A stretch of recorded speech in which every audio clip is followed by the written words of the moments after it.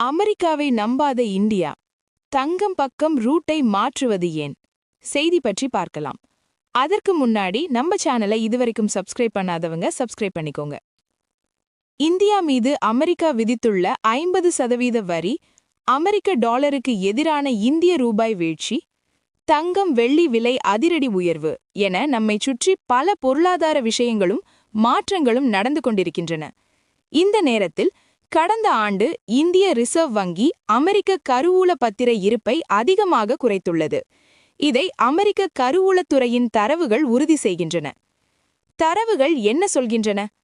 அமெரிக்க கருவூலத்துறையின் தரவுகளின்படி இந்திய ரிசர்வ் வங்கி 2024ஆம் ஆண்டு அக்டோபர் 31ஆம் தேதி வரையிலான நிலவரத்தைப்படி 241.4 பில்லியன் டாலர்கள் மதிப்பிலான அமெரிக்க கருவூல பத்திரத்தை வைத்திருந்திருக்கிறது.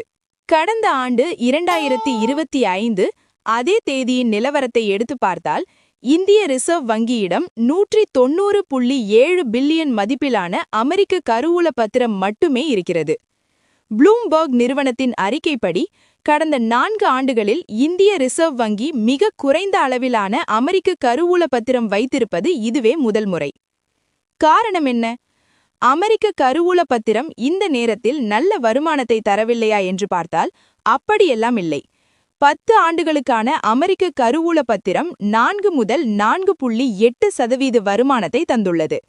இந்த நேரத்தில்தான் இந்திய ரிசர்வ் வங்கி அமெரிக்க கருவூல பத்திரத்தின் இருப்பை குறைத்துள்ளது.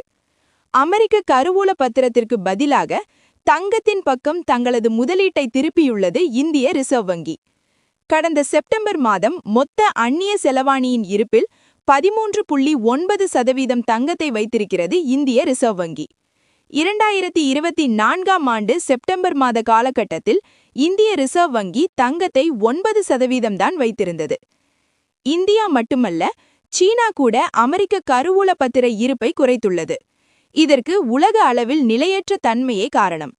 இதனால் உலக வங்கிகள் தங்கத்தின் மீது அதிக நம்பிக்கையை வைக்கிறன.